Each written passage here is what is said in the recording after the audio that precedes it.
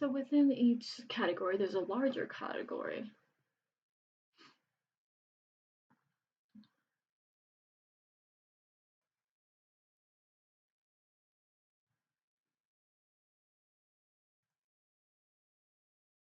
And so I begin from forming larger labels. You can see this on this slide.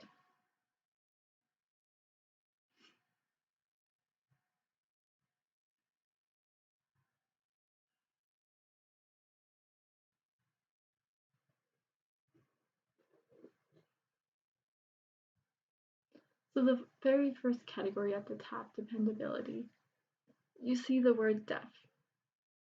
And so any of the words in each talks about the group of people. 799 for deaf and 562 for hearing. And that's the total word count of nouns, verbs, adverbs, and adjectives. And I began to group these together, which characteristic it was of that group of people. It was describing, so on the left, you'll see the number,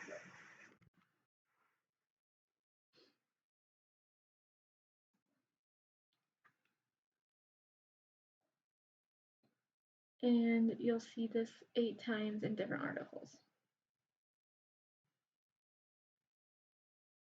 You'll see the word silent, and you may not understand that word. What does that word mean?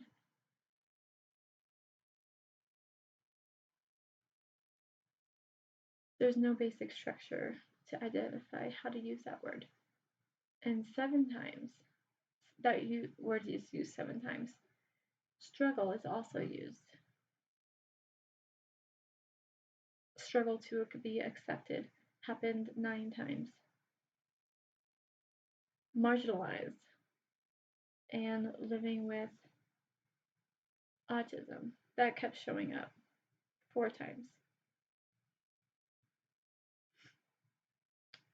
And it's important to understand that there are sometimes mistakes. Dropout from activities, everyday activities, church, school. That word dropout was found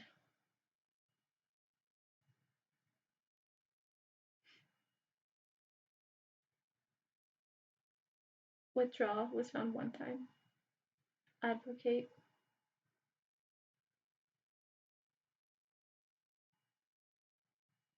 little communication. All those really described different people. Mainstream communication.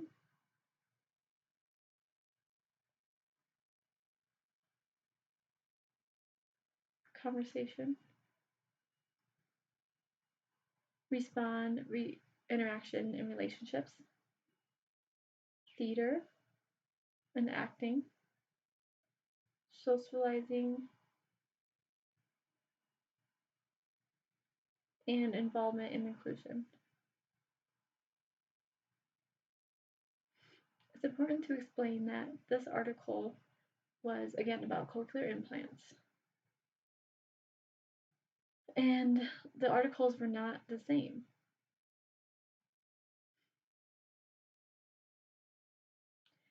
It differed also between child and adults that had cochlear implants.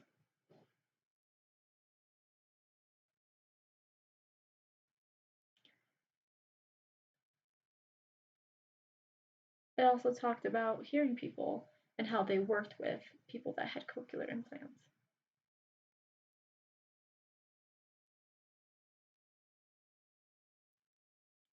And they talked about how it may be a problem for those hearing people to work with them and to notice that in their work. And it showed up many times in the articles. For example, if you have two groups that are involved with, and they may be separated,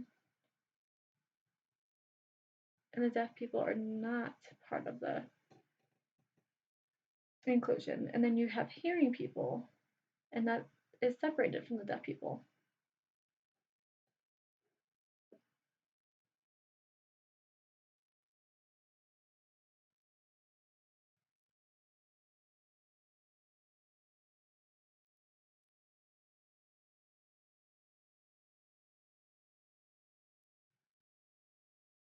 So that's an example how we apply these terms to the hearing and deaf communities.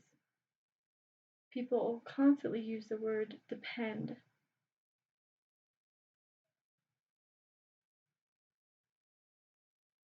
And hearing people use the word independent. Emotions is a word that deaf people use. And they talk about emotions being negative, having struggles of frustrated and concerns. And the hearing people may think it's a positive, thinking about the future and positive emotions.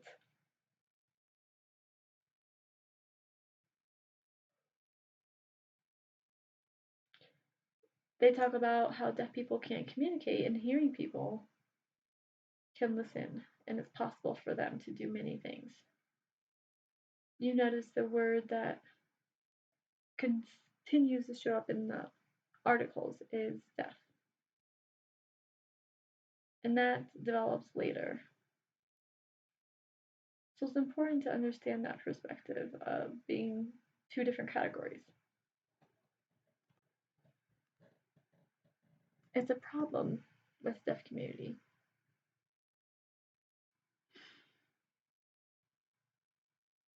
In the hearing community, it's normal.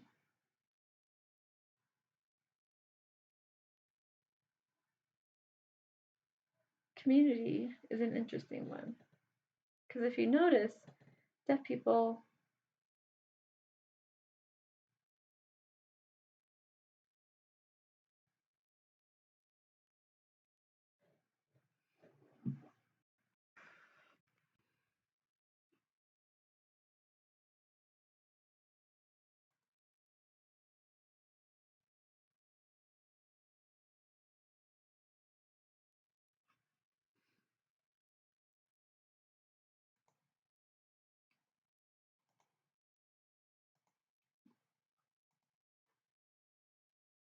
dismissive was the term that I use, which meaning blocked the relationship in the group of the deaf people. And the word that was described who was deaf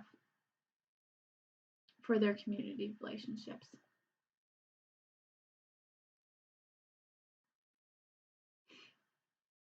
Often we use words to describe skills of hearing people and what they know and their knowledge.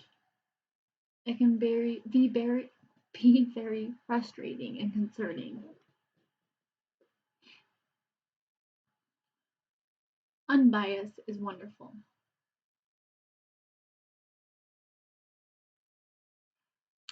And having lexical choices is imperative. The larger society has a constructive image of these two communities.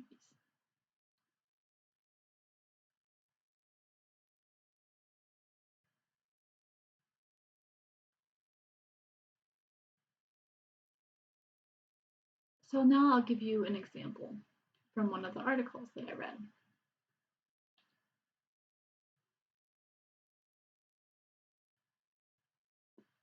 This was from a newspaper article.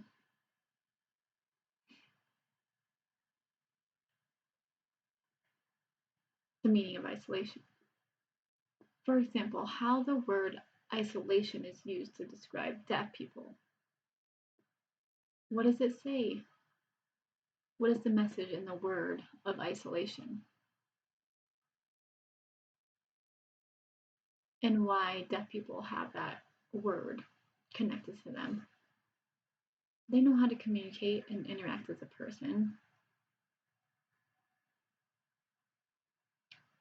You have to say what is isolation is occurring of the people's inability to hear.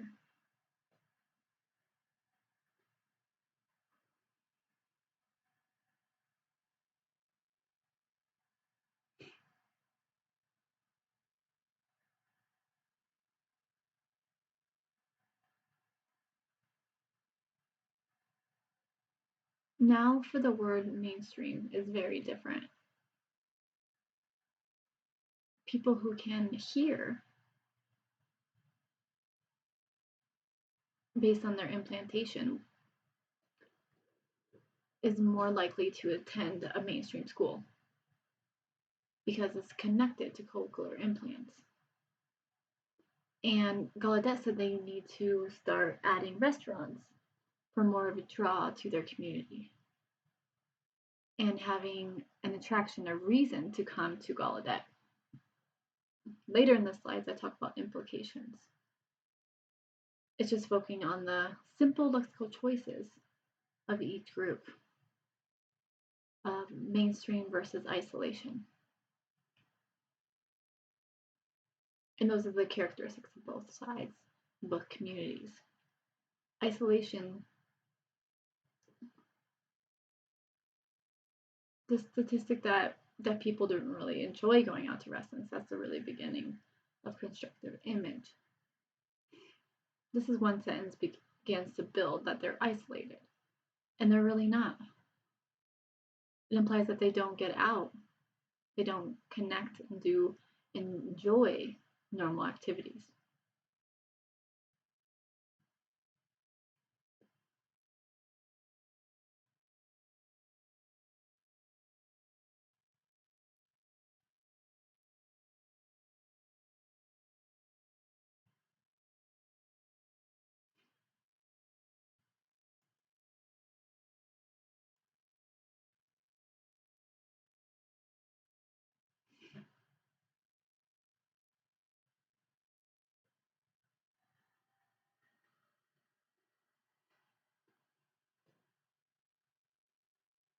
Describing the word implication related to lexical terms and different groups. It's described differently in each community.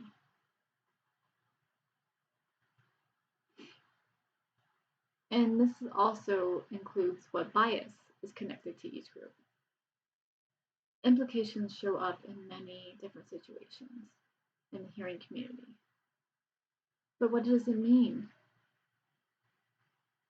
A sentence and it used in a sentence and behaviors.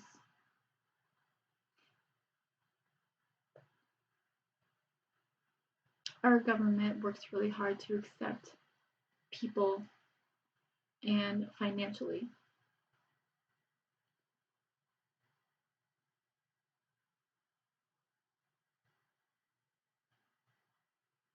And the government accepts people who are financially have more money and they are backed up and more accepted in society. And the term coda in the deaf community is backed up and supported by what they say is normal.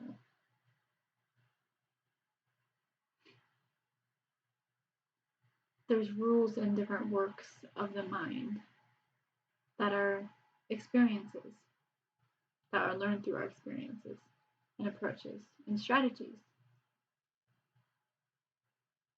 And that's how we describe implications. I'm curious, do you think it's the same implications and isolation?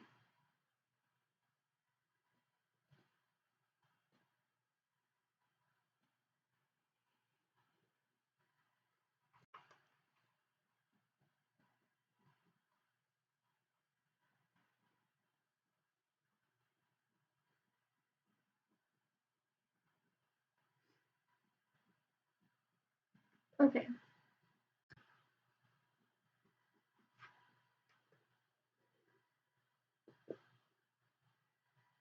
Bias has many different categories and implications that do go along with them.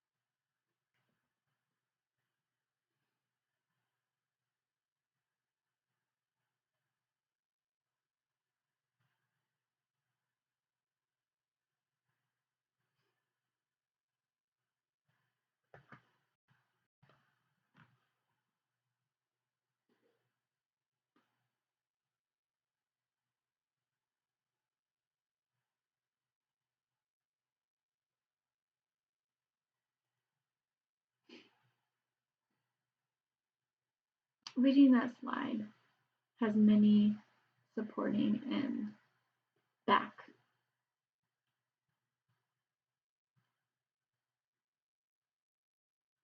The parents struggled to support their deaf son.